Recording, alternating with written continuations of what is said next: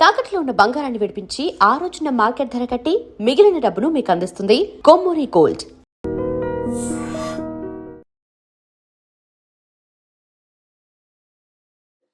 నమస్కారం, welcome to I dream. ధర్మ మార్గం విత్ విజిత కార్యక్రమానికి స్వాగతం.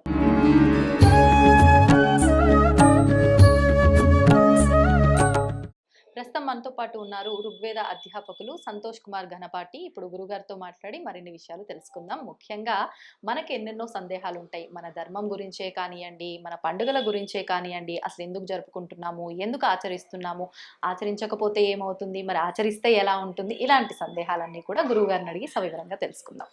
నమస్కారం అండి. నమస్కారం అండి. బాగున్నారమ్మా? చాలా బాగున్నాను, మీరు ఎలా ఉన్నారు? నేను బాగున్నాను. చాలా కాలం అయిపోయింది మనం ఇంటర్వ్యూస్ చేసి. సంతోషం మొత్తానికి. అయితే గురువు గారు, మనకి ఇప్పుడు రాబోతున్నది సంక్రాంతి పండగ. కొన్ని పండుగలు ఒక్క రోజునే జరుపుకుంటూ ఉంటాం, కొన్ని పండుగలు 2-3 రోజుల పాటు కూడా విశేషంగా జరుపుకుంటాం. అలా చూస్తే ఈ సంక్రాంతి కూడా మనము భోగి అని, కనుమ అని, సంక్రాంతి అని ఇలా 3 రోజులు జరుపుకునే పండగ. కానీ ఒక సందేహం అండి, ఈ పండగ అన్ని ప్రాంతాల వాళ్ళు జరుపుకున్నప్పటికీ ఎక్కువగా ఆంధ్రాలో మంచిగా విశేషంగా జరుపుకుంటారు, తెలంగాణలో దసరా జరుపుకుంటారు. కొంతమంది అంటారు ఇది ప్రాంతీయ పండగ అని. మరి ప్రాంతీయ పండగ అయితే ఇక్కడ ఆ కొద్ది మంది అయినా జరుపుకోకూడదు కదా, అసలు ఇది ప్రాంతీయ పండగ నిజంగా మన శాస్త్రంలో ఉందా, అసలు ఎందుకు ఈ పండుగ జరుపుకోవాలి, దాని గురించి వివరించండి. చాలా మంచి ప్రశ్న అండి. సంక్రాంతిని మన వాళ్ళు తెలుగు వాళ్ళందరూ కూడా పెద్ద పండుగ అని అంటారు. అవునండి. తమిళం వాళ్ళేమో పొంగల్ అని చెప్పేసి వాళ్ళు పిలుచుకుంటారు. అలాగే కేరళ వాళ్ళు కూడా పొంగల్ అంటారు. ఉత్తరాదిలో కూడా మీరు చూస్తే సంక్రాంతి, సంక్రమణ్ అని చెప్పేసి వేరే వేరే పేర్లు ఉన్నాయి. మొత్తం మీద మనం చూసుకున్నప్పుడు దేశవ్యాప్తంగా హిందువులందరూ జరుపుకునే పండుగగా మనకు కనిపిస్తూ ఉన్నది. అందరూ జరుపుకునే పండుగ సంక్రాంతి అని అంటే అసలు ఏమిటి? సంక్రమణము అని అర్థం. ఎవరి సంక్రమణం అని అంటే సూర్యుడు ఒక్కొక్క నెలకు ఒక్కొక్క రాశి నుండి ఇంకో రాశికి మారుతూ ఉంటాడండి. మొత్తం సంవత్సరంలో 12 మాసాలు. ఒక్కొక్క మాసాన్ని మనం తీసుకుంటే కనుక ఒక మాసం మేషంలో ఉంటాడు, సరిగ్గా 30 రోజులు ఉంటాడు. మళ్ళీ తర్వాత వృషభంలోకి వస్తాడు, 30 రోజులు. ఈ విధంగా 12 మాసాలు, 12 రాశులు. అతను ఉన్న రాశిని వదిలిపెట్టి కొత్త రాశిలోకి ప్రవేశించేటటువంటి రోజును సంక్రమణము అని అంటారు. దానికే సంక్రాంతి అని పేరు. సంక్రమణం అన్నా సంక్రాంతి అన్నా ఒకటే. అంటే ప్రతి నెల సంక్రమణం అయితే జరుగుతుందండి, కానీ మరి ఎందుకు విశేషంగా ఈ అదే ఇప్పుడు చెప్పబోతున్నారన్నమాట అండి. మీకు 12 మాసాల్లో 12 సంక్రాంతులు ఉంటాయి. మేష సంక్రాంతి, వృషభ సంక్రాంతి, ఈ విధంగా 12 సంక్రాంతులు ఉంటాయి. శాస్త్రంలో మీరు చూసుకుంటే మీకు ధర్మశాస్త్రాలు ఏం చెబుతూ ఉన్నాయి అని అంటే కనుక ఈ 12 సంక్రాంతుల్లోనూ కూడా శ్రేష్టమైనటువంటివి 2 సంక్రాంతులు. ఒకటి కర్కాటక సంక్రాంతి, మనకు జూలై మాసంలో వస్తుంది, కర్కాటక సంక్రమణం అంటాం మనం. రెండవది మకర సంక్రాంతి. ఇప్పుడు మనం చేసుకుంటున్నది మకర సంక్రాంతి. అంటే సూర్యుడు మకర రాశిలోకి వస్తాడు. ధనుస్సు రాశి నుండి మకర రాశిలోకి సూర్యుడు ప్రవేశించే రోజే మకర సంక్రాంతి అని మనం చేస్తాం అన్నమాట. అదే విధంగా మేష సంక్రమణం మీరు చూసుకున్నారనుకోండి, వాళ్లకు ఉగాది. సౌరమానాన్ని పాటించేటటువంటి కేరళ, తమిళనాడు, అలాగే ఇతర చాలా రాష్ట్రాల్లో సౌర కాలమానం ఉంటుంది, సౌర సంవత్సరం. వాళ్లకు మేష సంక్రమణం, వాళ్లకు ఉగాది. ఆ విధంగా మొత్తం 12 సంక్రాంతులకు 12 విశిష్టతలు ఉండగా మేష సంక్రమణము, మకర సంక్రమణం ఈ 2 మాత్రం ముఖ్యంగా పండుగలుగా మనం చేసుకుంటాం. కర్కాటక సంక్రమణాన్నేమో కొంచెం పుణ్యాన్నిచ్చే పర్వదినంగా, అంటే సాధారణ పర్వదినంగా మనం చేసుకుంటామండి. మనం ముఖ్యంగా మకర సంక్రాంతిని పెద్ద పండుగ అని మనం చేస్తామండి. ఈ యొక్క మకర సంక్రాంతి నాడు మరొక విశేషం ఏమిటి అని అంటే కనుక సూర్యుడు యొక్క ఉత్తరాయణం ప్రారంభం అవుతుంది. ఉత్తరాయణ పుణ్యకాలం. అంటే ఆయన దక్షిణం నుండి ఉత్తరానికి ఆయన పయనిస్తాడు. అదేమిటండి సూర్యుడు పయనిస్తాడా అని అంటే కనుక చాలా సుస్పష్టంగా మీ ఇంటి బయట ఏదైనా ఒక బాల్కనీ లాంటిది ఉంటే కనుక మీకు రోజు సూర్యోదయం మీకు కనిపించేటటువంటి ప్రదేశం అయితే అక్కడ మీకు ఏవో చెట్లు, బిల్డింగులు ఏవో ఉంటాయి. మీరు ప్రతిరోజు కూడా సూర్యోదయం జరుగుతూ ఉన్నటువంటి ఆ యొక్క ప్లేస్ని మీరు మార్కు చేసుకుంటూ వెళ్ళండి. చేసుకుంటూ వెళితే మీకు దక్షిణాయనం అయితే కనుక మీకు ఇటు నుంచి ఇలా వచ్చేసి ఉంటాడు.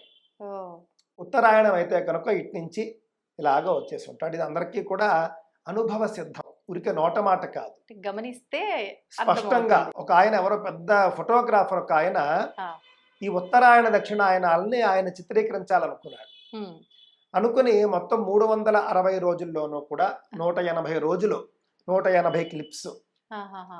మళ్ళీ 180 రోజులు మళ్ళీ 180 క్లిప్స్ తీశాడు ఆయన. ఉమ్, మొత్తం ఉమ్. రోజు తీసుకుంటూ వెళ్ళాడు ఉత్తరాయణంలో దక్షిణాయనంలో. మొత్తం అండి. ఆ. రోజుకు ఒక క్లిప్, ఎక్కడ సూర్యుడు ఉదయించాడు అని అలా తీసుకుంటూ వెళ్తే మీకు చక్కగా నీట్గా ఇలా ఉంటాయి అన్నమాట. ఓ, మళ్ళీ మీకు ఇలా ఉంటాయి. ఆహాహా. అంటే ఆ యొక్క ఉత్తరాయణ దక్షిణాయనాలు అనేవి సత్యములు. ఉమ్, సూర్యుడు మేషం నుండి కర్కాటకం వరకు ఆయన సూర్యుడు మకరం నుండి కర్కాటకం వరకు పయనించేటటువంటి 6 మాసాలు కూడా ఉత్తరాయణము అని చెప్పబడుతుందండి. ఉమ్, కర్కాటకం నుండి మకరానికి పయనించేటటువంటి 6 మాసాలు కూడా దక్షిణాయనము అని చెప్పబడుతుంది. ప్రస్తుతం ఏమిటంటే మకర సంక్రమణంతో పాటుగా ఉత్తరాయణ ప్రారంభం కూడా, ఆహా. దానికి పుణ్యకాలము అని ఉంటుంది. ఉమ్, ఆ పుణ్యకాలంలో ముఖ్యంగా సంక్రాంతి నాడు స్నానం, దానం, ఉపవాసం, ఉమ్, అలాగే సూర్య పూజ చేయడం కూడా సాంప్రదాయం ఉంది. ఈ 4 ముఖ్యంగా సంక్రాంతి నాడు చేసుకోవాలన్నమాట. ముఖ్యంగా దానం దృష్టిలో పెట్టుకోండి. ఆ. కొంతమంది పితృదేవతల కార్యక్రమాలు చేసేవాళ్ళు ఉంటారు చూసారు, తండ్రి ఆ. లేని వాళ్ళు, తల్లి లేని వాళ్ళు. అవును. సంక్రాంతి నాడు ఆ పెద్దవాళ్ల పేరు మీద శ్రాద్ధం చేయడం కూడా సాంప్రదాయం ఉంది, చాలా విశేషం. ఓహో. అందుకే చాలా మంది అందరూ శ్రాద్ధం మొత్తం కార్యక్రమం చేయలేరు కాబట్టి ఉమ్, చనిపోయినటువంటి పెద్దవాళ్ల పేరు మీద స్వయం పాకము అని చెప్పేసి పొత్తర్లు అంటారు. మీరు పల్లెటూళ్ళలో చూస్తే పొత్తర్లు ఇచ్చుకోవడం అంటారు. ఉమ్, ఉమ్, ఉమ్, అంటే ఒక బ్రాహ్మణుని పిలుచుకుని వంట చేసుకునే సామగ్రి అంతా ఇచ్చేస్తారు దానంగా. ఉమ్, బియ్యము, కూరలు, అప్పడాలు, పప్పు, ఉప్పు అన్ని ఇస్తారు, చింతపండు అన్ని ఇస్తారు. ఆహాహా. దానికి స్వయం పాకము అని పేరు. అది సంక్రాంతి నాడు ముఖ్యంగా పల్లెటూళ్ళలో ఉమ్, చనిపోయినటువంటి పెద్దవాళ్ల పేర్ల మీద ఇస్తారు. ఓకే. అది శ్రాద్ధంతో సమానం, అది ముఖ్యంగా చేయాలి. ఉమ్, ఉదయాన్నే పుణ్యస్నానం చేయడం అనేది చాలా ముఖ్యం. ఆ. సముద్ర స్నానం కావచ్చు, నది స్నానం కావచ్చు, చెరువు స్నానం కావచ్చు, బావి స్నానం కావచ్చు, కొన్ని కొళాయి స్నానమో వేడి నీటి స్నానమో ఏదైనా ఖచ్చితంగా స్నానం చేయాలని వీలును బట్టి. అంతేనండి. ఆ, ఏది దొరికితే అది. మేమైతే అవకాశం ఉన్నప్పుడల్లా బావి స్నానం చేస్తూనే ఉంటామండి. ఆహా. సముద్ర స్నానం చాలా విశేషం. ఆ, ఆ తర్వాత దానం, ఇందాక చెప్పినటువంటిది శ్రాద్ధ సమానమైనటువంటిది. ఉమ్, అది కాకుండా దానాలు చేసుకోవచ్చు. ఉమ్, అందువల్ల దానం కూడా చేసుకోవాలి. దానం అంటే ఏం లేదండి, ఎవరికి ఏ వస్తువు అవసరమో, ఏ వస్తువును ఎవరు ఉపయోగించుకుంటారో చూసుకుని దానం చేయండి, అదే దానం. ఉమ్, అందుకే అన్నిటికంటే అన్నదానం మిన్నా అని ఎందుకన్నారంటే భూమి మీద జీవించేటటువంటి ప్రతి జీవికి ఆకలేస్తుంది, అవును. ప్రతి జీవి ఆహారం సేవిస్తుంది. కావున అందరూ ఖచ్చితంగా స్వీకరించే దానం అన్నదానం. అందులోనూ ఏదైనా మనిషికి ఆశాజీవి, తృప్తి దేంట్లో ఉండదు. ఉండదు, ఆహారంలో. అన్నదానంలో మాత్రం మీకు చాలు అనేటటువంటి మాట వస్తుంది. అవునండి. అందువల్ల దానం చేసుకోండి. స్నానం చెప్పాను. శ్రాద్ధానికి సమానమైనటువంటి పితృదేవతల కార్యక్రమం వంటి పొత్తర్లు ఇచ్చుకోవడం, స్వయం పాకం కూడా చెప్పడం జరిగింది. కొంతమంది ఉపవాసం కూడా ఉంటారు సంక్రాంతి నాడు. ఆహా, అవునా. ఎవరు ఉండాలి అనంటే ఉమ్, పెళ్ళయ్యి పిల్లలు లేని వాళ్ళు సంక్రాంతి నాడు ఉపవాసం ఉంటే కనుక ఉమ్, ఆ ఉపవాస ఫలంతో వాళ్లకు మంచి సంతానం కలిగే అవకాశం ఉంటుంది. ఓహో, అంటే సంతానం సంక్రాంతి ఆలస్యమైన నాడు. వాళ్ళు. అవునండి, ఈ పెళ్ళయి సంతానం లేదు, సంతానం గురించి ప్రయత్నిస్తున్నాం అన్న వాళ్ళు సంక్రాంతి నాడు ఉపవాసం ఉండాలి. అంటే రెండవ రోజా అండి? భోగి, సంక్రాంతి, కనుమ 2వ రోజు అండి సంక్రాంతి నాడు. పిల్లలు ఉన్నవాళ్ళు సంక్రాంతి ఉపవాసం చేయరాదు అని అంటారు. కావున పిల్లలు లేని వాళ్ళు తప్పక సంక్రాంతి ఉపవాసం చేయవచ్చండి. ఆనాడు సంక్రాంతి నాడు కొత్త బట్టలు ధరించడం చాలా ముఖ్యం. ఎవరైనా సరే మొత్తం 3 రోజులు ధరిస్తాం మనం. సరే, ఇప్పుడు సంక్రాంతి విశిష్టత నేను చెప్పాను, మొత్తం 3 రోజుల పండుగ ఏమిటో చెప్తాను. మనం భోగి, సంక్రాంతి, కనుమ అని మనం చేసుకుంటామండి. ఇందులో భోగితో ప్రారంభం అవుతుంది. భోగి నాడు ఉదయాన్నే అందరూ ఏం చేస్తారు, భోగి మంట అని వేస్తారండి. దీని వెనుక ఒక రహస్యం ఉన్నది, చాలా మందికి తెలియదండి. ఆ రహస్యం ఏమిటి అనంటే, నేను ఇందాక చెప్పాను మీకు మొత్తం 12 సంక్రాంతులు ఉంటాయని. 12 సంక్రాంతుల్లోనూ కూడా 12 రకాల ప్రత్యేకమైనటువంటి దానాలు చెప్పింది శాస్త్రం. ఆ దానాల్లో భాగంగా మకర సంక్రాంతికి చేయవలసినటువంటి దానం ఏమిటో తెలుసునండి, కట్టెలు, నిప్పు. ఈ కట్టెలు, నిప్పు దానం చేయమన్నారు. కానీ ఎవరు తీసుకుంటారు? అవి దేనికి దానం చేయడము అంటే కనుక వెచ్చదనం కోసం. ఓకే. అంటే వాళ్లకు నిప్పు దానం ఇవ్వాలి అని అర్థం. హ్మ్. నిప్పు దానం వల్ల ప్రయోజనం ఏమిటి? వాళ్లకు బాగా చలిగా ఉంటుంది, వాళ్ళు చలి కాచుకొని కొంచెం సుఖాన్ని పొందాలి అనేది ఉద్దేశం. ఆహా! అందువల్ల మన పెద్దలు ఏం చేశారంటే, నేను కట్టెల దానం ఇస్తాను, నిప్పు దానం ఇస్తాను తీసుకుంటే ఎవడు రాడు. అందుకని చెప్పేసి మన వాళ్ళు ఏం చేశారంటే భోగి మంట వేయడం అనే సాంప్రదాయాన్ని తీసుకొచ్చారు. మీ ఇంటి ముందు మీరు భోగి మంట వేయండి, మీకు శక్తి ఉంటే. ఏమంటే కట్టెలు కొనుక్కోవాలన్నా, మంట వేయాలన్నా కాస్త అక్కడ స్థలం ఉండాలి, కట్టెల డబ్బులు ఉండాలి. ఆ మాత్రం స్థితిమంతులు భోగి మంట వేయడం అనేది ప్రారంభమైంది. భోగి మంట వేసినప్పుడు భోగి మంట వేసుకునే శక్తి లేని వాళ్ళు చుట్టుపక్కల వాళ్ళు వచ్చి ఆ మంట దగ్గర చలి కాచుకునేవాళ్ళు. మనం పిలవకుండానే వస్తారు అలా. అంతే కదండి.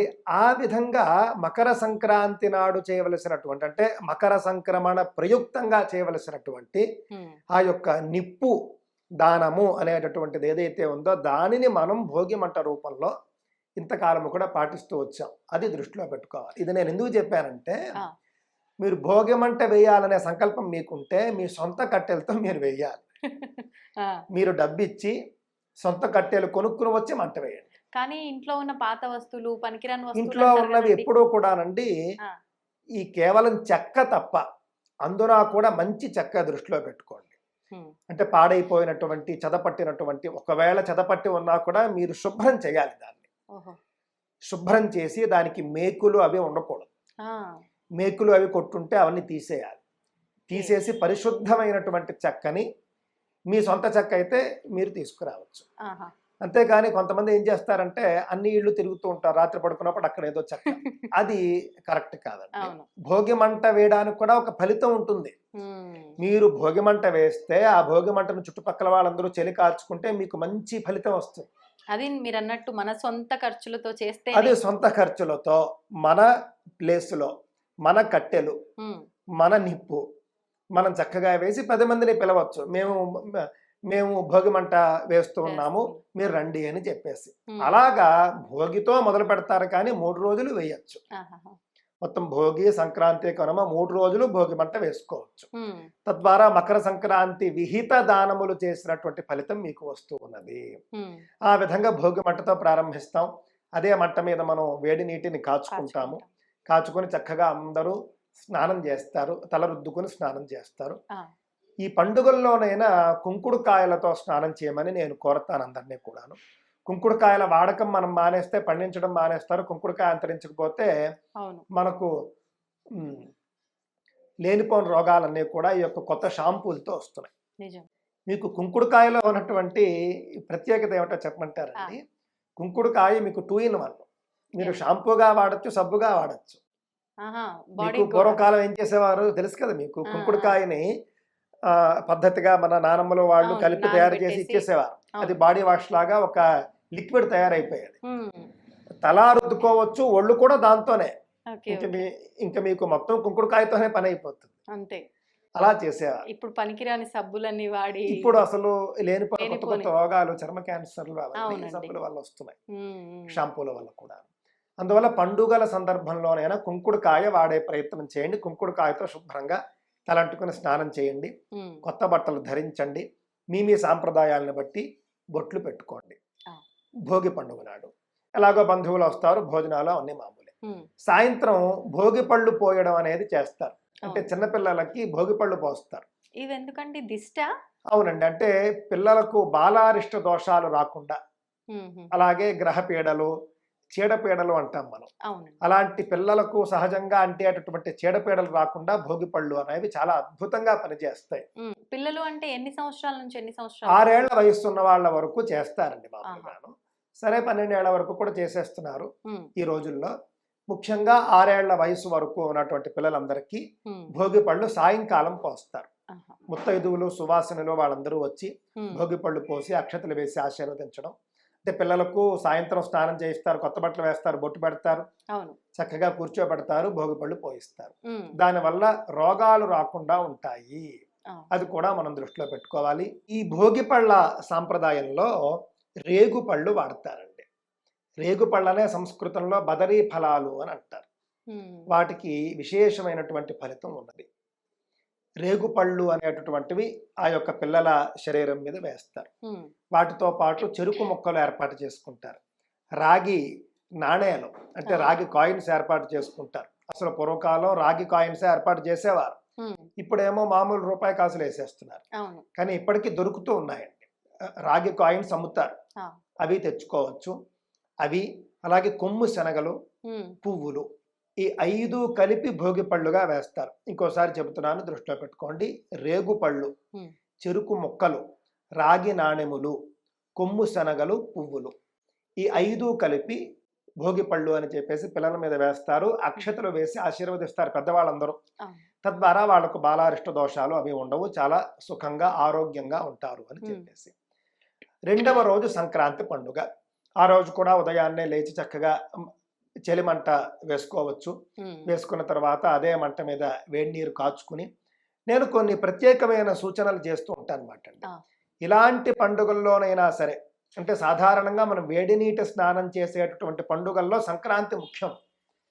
ఇలాంటి పండుగల్లోనైనా సరే గీజర్ నీళ్లు కాకుండా చక్కగా ఈ విధంగా కట్టెల మీద నీటిని కాచుకుని స్నానం చేయండి, కుంకుడుకాయతో స్నానం చేయండి అని చెబుతూ, కొత్త బట్టలు ధరిస్తాం కదా సంక్రాంతి నాడు కూడా ఉదయాన్నే మంట వేసుకోవడము, చలి కాచుకోవడము, వేడి నీళ్లు పెట్టుకోవడం, కుంకుడుకాయతో స్నానం చేయడం వరకు బాగానే ఉంది.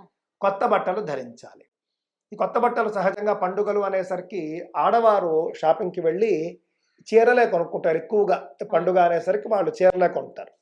కావున ఆడవాళ్ల విషయంలో పర్వాలేదు.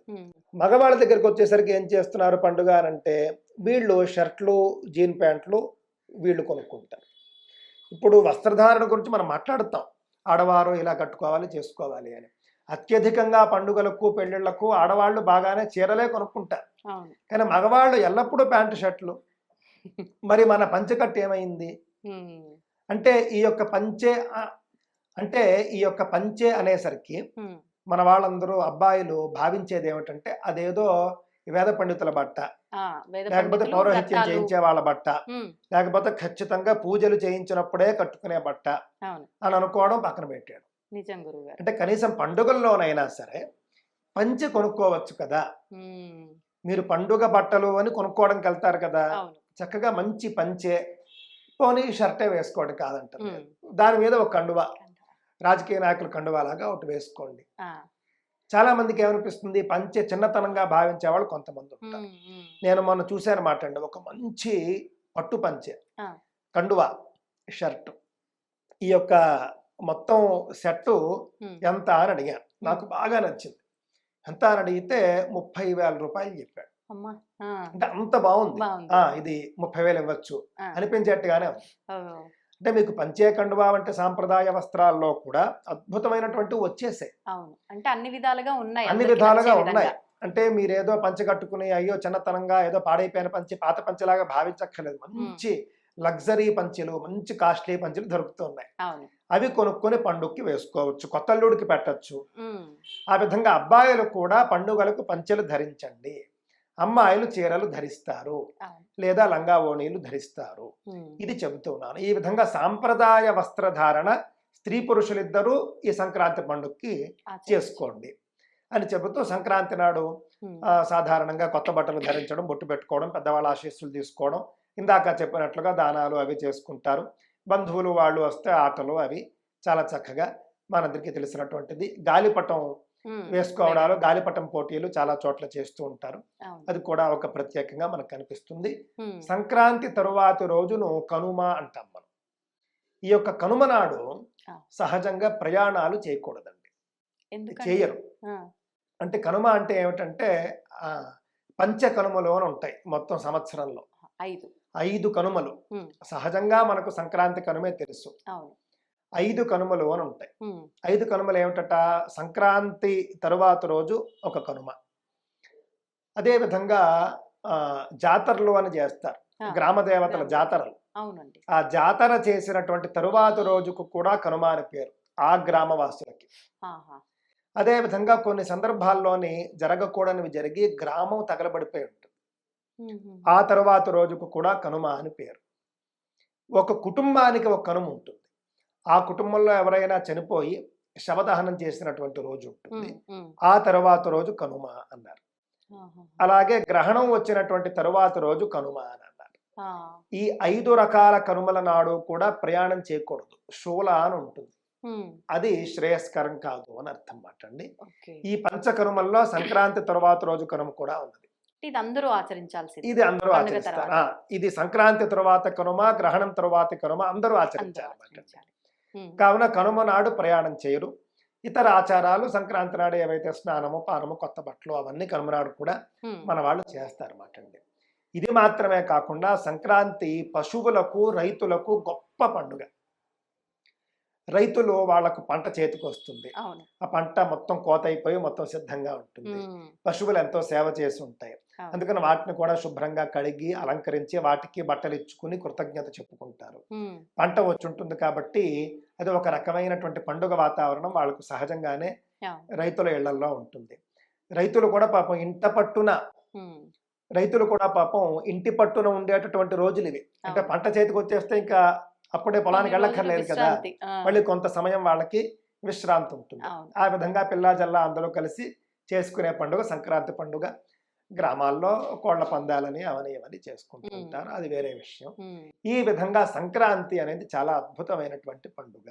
ఆ. ఉత్తరాయణ ప్రారంభ కాలము, ఉత్తరాయణ పుణ్యకాలము, దానాలు, జపాలు, స్నానాలు ఇందాక చెప్పుకున్నవన్నీ చేసుకుని ఉమ్. సాంప్రదాయబద్ధంగా పండుగ ఆచరించుకునేటటువంటి ప్రయత్నం చేయండి. ఇంకొకటి మనకి బొమ్మల కొలువు అనే సాంప్రదాయం కూడా చాలా మంది ఆచరిస్తారు. ఇది పండుగలో భాగమేనా అండి? ఈ బొమ్మల కొలువు అనేది కొన్ని ప్రాంతాల్లో దసరాకి పెడతారండి, ఆ, కొన్ని నవరాత్రుల ప్రాంతాల్లో సంక్రాంతికి పెట్టుకుంటారు. టైం. ఉమ్, మంచిదేనండి. ఈ బొమ్మల కొలువు అనేటటువంటిది ఒక ఎగ్జిబిషన్ లాంటి దృష్టిలో పెట్టుకోండి. ఉమ్, పూర్వకాలంలో ఇది ఇంటింటా ఎగ్జిబిషన్ లాగా పనిచేసేవి. ఉమ్, ఉమ్, అంటే మనం ఏదైతే రామాయణం అని, భారతం అని, భాగవతం అని మనం చెప్పుకుంటామో అవును. అవి బొమ్మల రూపంలో చూపించడం. ఉమ్, బొమ్మల కొలువులో మీకు ఎలాంటి బొమ్మలు ఉంటాయి చెప్పండి?